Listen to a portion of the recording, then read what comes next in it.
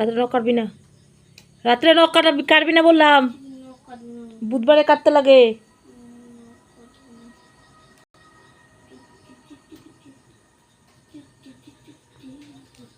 রাত্রে নখ কাটবি না বলছি না।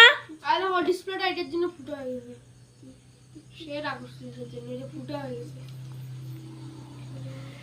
তো হ্যালো গাইস, সবাই কেমন আছেন? আশা করে সবাই ভালো আছেন। দেখতে পাচ্ছেন এই যে দুটো ছেলে, এটা হচ্ছে বড়, ওটা ছোট। ওরা ভাবছে যে ঘড়ির মধ্যে খাবার পাওয়া যায়। ঘড়িটা দেখি,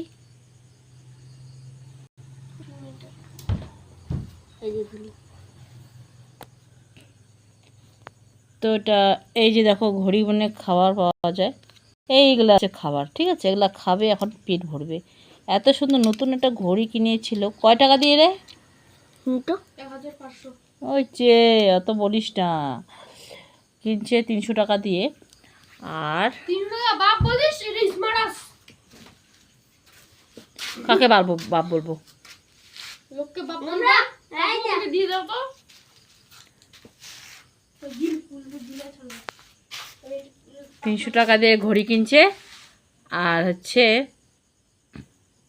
ঘড়িটাকে ভেঙে ফেলে, ঠিক আছে।